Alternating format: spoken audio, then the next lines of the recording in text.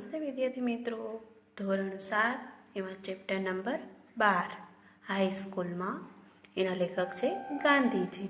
આપણે એના વિશે માહિતી મેળવી લીધી ને, થોડોક આપણે એના પાઠ વિશે પણ સમજી ગયા કે ગાંધીજીએ એના બાળપણનો પ્રસંગ, જે સત્યના પ્રયોગ એની આત્મકથા છે, એની અંદરમાંથી એક નાનો એવો ભાગ આ પાઠની અંદર અંકિત કરવામાં આવ્યો છે.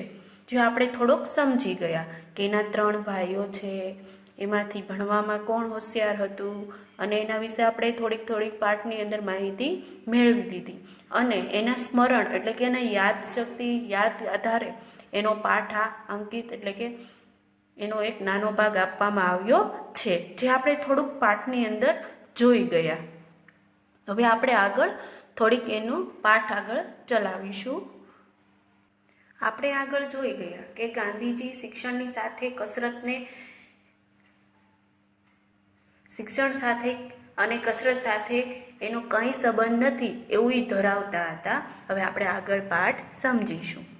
છતાં કસરતમાં ન જવાની મને નુકસાન ન થયું, એટલે કે કસરતમાં હું ન ગયો એનું મને કંઈ પણ નુકસાન થયું ન હતું, એમ મારે જણાવવું જોઈએ. એટલે એમ મારે જણાવવું જોઈએ કે હું કસરતમાં ન ગયો એ મારું નુકસાન નથી. તેનું કારણ એ છે કે પુસ્તકોમાં ખુલ્લી હવા ખાવા ફરવા જવાની ભલામણ વાંચેલી તે મને ગમેલી. એટલે કે પુસ્તકની અંદર તો મેં વાંચેલું કે ખાવાનું, ફરવાનું, હાલવાનું એ બધું મેં વાંચેલું, એ મને ગમેલું ત્યારે ને. તેથી હાઈસ્કૂલના ઉપલા ધોરણોથી જ ફરવા જવાની ટેવ મને પડી હતી. એટલે કે હું આજુબાજુમાં આટા મારવા ફરવા માટે જાઉં એટલે મેં વાંચેલું એટલે મને ગમેલું, એટલા માટે હું ઉપલા ધોરણમાં જ્યારે હું ભણતો ત્યારથી જ મને ફરવા જવાની ટેવ પડી હતી. એટલે ચાલવાથી એવી કસરત તો થઈ ગઈ ને, એટલા માટે ને છેવટે લગી રહી, એટલે કે છેલ્લે સુધી એ ટેવ મારી રહી, ગઈ પણ નહીં. ફરવું એ પણ વ્યાયામ તો છે જ ને, કેમ કે ફરવું, ચાલવું, કૂદવું, દોડવું એ બધું વ્યાયામ તો થઈ ગયું ને, એટલા માટે કહે છે એ બધું તો વ્યાયામ તો છે ને. તેથી જ મારું શરીર પ્રમાણમાં કસાયેલું બન્યું. તેથી જ મારું શરીર છે એ પ્રમાણમાં કસાયેલું બન્યું છે. અણગમાનું બીજું કારણ એટલે કે મને ન ગમતું, એટલે કે શિક્ષણનું કસરત સાથે મને ન ગમતું એ અણગમું બીજું કારણ તો પિતાજીની સેવા કરવાની તીવ્ર ઈચ્છા હતું. એટલે કે મારી ઈચ્છા એવી હતી કે હું પિતાજીની સેવા કરું. નિશાળ બંધ થાય કે તરત જ ઘેર પહોંચી સેવામાં પડી જતો. એટલે કે જ્યારે નિશાળ છે એ બંધ થઈ જતો, હું નિશાળેથી છૂટી જતો એટલે તરત જ પહેલાં ક્યાં જાઉં, ઘરે જાઉં. અને કોની સેવા કરવા માંડે છે ગાંધીજી? તો કે એના પિતાજીની પહેલાં સેવા કરવા માંડે છે. જ્યારે કસરત ફરજિયાત થઈ, એટલે કે શાળાની અંદર જ્યારે કસરત છે, એક શિક્ષણની સાથે કસરત પણ ફરજિયાત કરે છે, એટલે કે કસરત ફરજિયાત થઈ ત્યારે આ સેવામાં વિઘ્ન પડ્યું. એટલે કે મને સેવા કરવામાં મુસીબત થઈ, એટલે કે વિઘ્ન પડ્યું, મુસીબત થઈ. પિતાજીની સેવા કરવાને ખાતર કસરતની માફી મળવી જોઈએ. એટલે કે હું પિતાજીની સેવા કરું છું એના બદલે મારે કસરતમાં જવાની માફી મળવી જોઈએ એવી વિનંતી કરી. એટલે કે પેલા સરને છે એ વિનંતી કરે છે, હું તો મારા પિતાજીની સેવા કરું છું, એના બદલે મને કસરતની માફી આપો એવી વિનંતી કરી. પણ ગીમી સાહેબ શાના માફી આપે? એટલે કે ગીમી સાહેબ કેમ કે એકને આપે તો બધાને આપવી પડે ને, એટલા માટે કે એ થોડાક માફી આપે. એક શનિવારે નિશાળ સવારની હતી. શનિવાર છે ત્યારે નિશાળ સવારની હતી. સાંજે 4 વાગે કસરતમાં જવાનું હતું, અને કસરત છે એ બપોર પછી 4 વાગે રાખેલી હશે, એટલે કે સાંજે 4 વાગે કસરતમાં જવાનું હતું. મારી પાસે ઘડિયાળ ન હતી, એટલે ગાંધીજી પાસે છે ઘડિયાળ હોતી નથી. આકાશમાં વાદળા હતા, તેથી વખતની કંઈ ખબર ન રહી. એટલે પહેલાં તો આપણે ઘડિયાળ કેવું કંઈ પણ નહોતું, પણ સૂર્યનો પ્રકાશ હોય એના પડછાયા દ્વારા અમુક છે એ આપણે આટલો સમય થયો છે એ જાણી લેતા. પહેલાં એવું હતું, પહેલાં તો ઘડિયાળ નહોતી, કેમ કે સૂર્યના પ્રકાશ દ્વારા આપણો પડછાયો પડે એ રીતે પણ માપી લેતા કે એટલા વાગ્યા હશે. એવી જ રીતે અહીંયા પણ ગાંધીજી એવું જ કરે છે કે આકાશમાં વાદળા હતા, એટલે કે સૂર્યનો પ્રકાશ દેખાયો નહીં. આકાશમાં વાદળા હતા તેથી વખતની કંઈ ખબર રહી નહીં. કેમ કે કેટલા વાગ્યા હશે, શું થયું છે, કેમ કે વાદળ છવાયેલા હોય એટલે બધું વાતાવરણ એક સરખું લાગે. એટલા માટે અહીં પણ એવું જ થઈ રહ્યું છે. તેથી વખતની કંઈ ખબર ન રહી. વાદળાથી હું છેતરાયો, અને વાદળાથી ગાંધીજી છેતરાઈ જાય છે કે 4 વાગી જાય છે કે 5 વાગી જાય ખબર રહેતી નથી, અને વાદળા તો ત્યાં ને ત્યાં જ રહે છે. એટલે કે વાદળાથી હું છેતરાયો.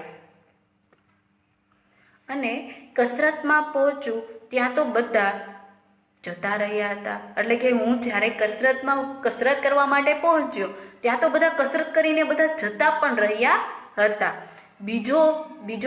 બીજા દિવસે ગીમી સાહેબે હાજરી તપાસી.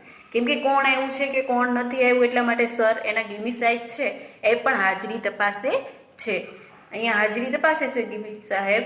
તો હું ગેરહાજર નીકળ્યો, કેમ કે એ તો મોડા પહોંચ્યા હતા ગાંધીજી. કેમ કે બધા જતા રહ્યા હતા કસરત કરવા માટે આવેલા, ત્યારે બધા કસરત કરીને પણ જતા રહ્યા હતા. તો અહીંયા હું છે એટલે ગાંધીજી ગેરહાજર નીકળ્યા. મને કારણ પૂછ્યું, એટલે કે મને કારણ પૂછવામાં આવ્યું કે તું કેમ, શા માટે નહીં આવ્યો એમ. મેં તો જે હતું તે કારણ બતાવ્યું, કેમ કે ગાંધીજી સાચું જ બોલતા હતા. એટલે એને જે કંઈ પણ થયું હતું એની સાથે, કે વાદળાએથી છેતરાયા, એને ખબર ના રહી કે 4 વાગી ગયા કે કસરતમાં જવાનું છે, એટલા માટે અહીંયા એનું કારણ એ બતાવે છે. તેમણે તે સાચું ન માન્યું, એટલે ગીમી સાહેબ એ કારણ એનું સાચું માનતા નથી.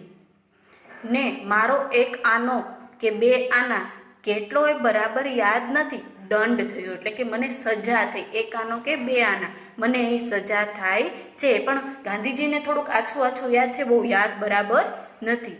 હું ખોટો ઠર્યો, હું અહીંયા ખોટો પડ્યો.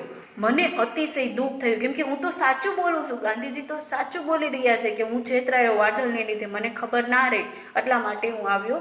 પણ હું આવ્યો તો હતો, પણ બધા અહીંથી છૂટી ગયા હતા, બધા અહીંથી જતા હતા. મને અતિશય દુઃખ થયું, કેમ કે ગીમી સાહેબ માનતા નથી. એને એમ લાગે છે કે ગાંધીજી ખોટું બોલી રહ્યા છે. એટલે કે મને અતિશય દુઃખ થયું. કોને થાય છે? તો કે ગાંધીજીને. હું ખોટો નથી એ કેમ સિદ્ધ કરું? એટલે કે હું તો સાચું જ બોલી રહ્યો છું, હું ખોટું બોલતો નથી. એ કેવી રીતે હું સિદ્ધ કરું?